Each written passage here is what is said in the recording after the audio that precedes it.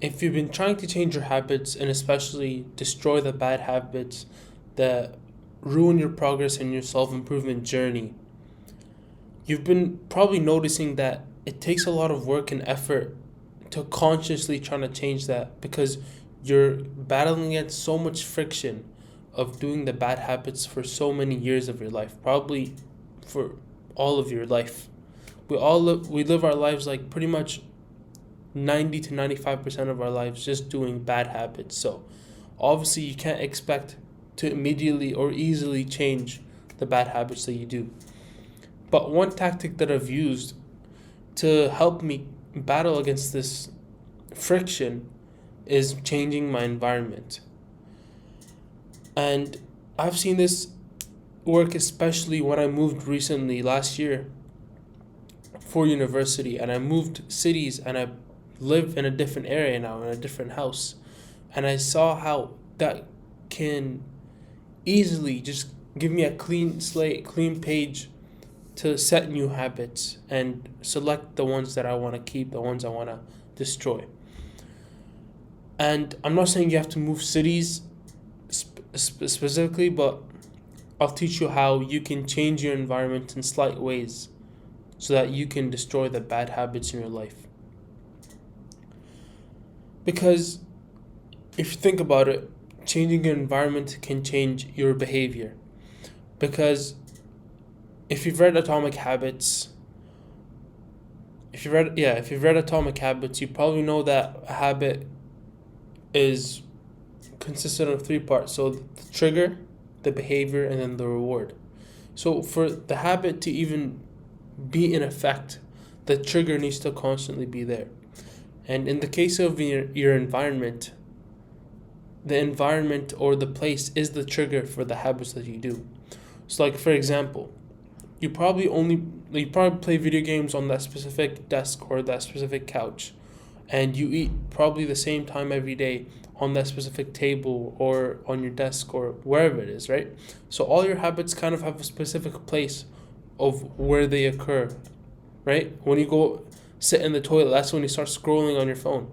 And that's a trigger for the habit of scrolling on your phone. So what we basically want to do is eliminate the triggers so that the habit doesn't follow through to then the behavior and the reward. So changing your environment is an effective tactic because it removes the triggers and it allows you to then create new triggers the way you want.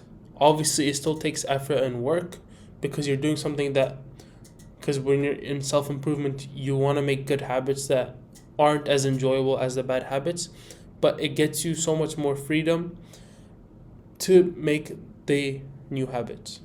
So obviously, I'm not asking you guys to move to use this tactic, but I want you guys to specify a zone or a mode.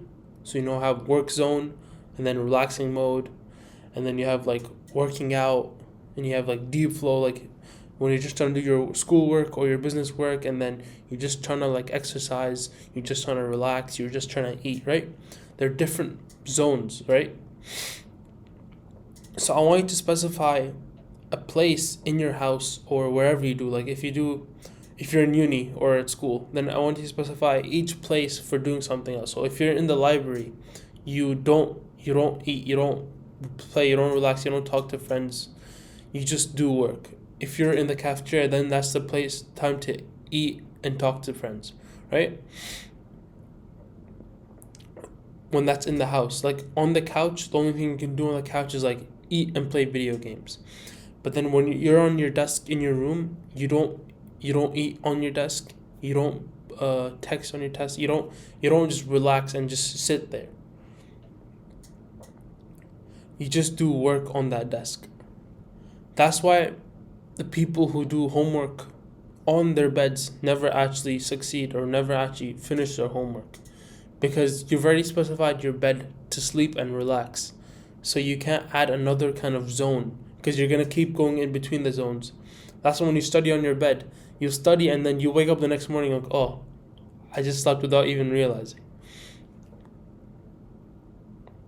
So the actionable step that I want you to do in this video is set that zone in your house, especially for eating and then playing and relaxing and then doing the work and then wherever else you spend your time. So if you go to school, then I want you to specify each place of the school to do different to be in different modes and do different habits.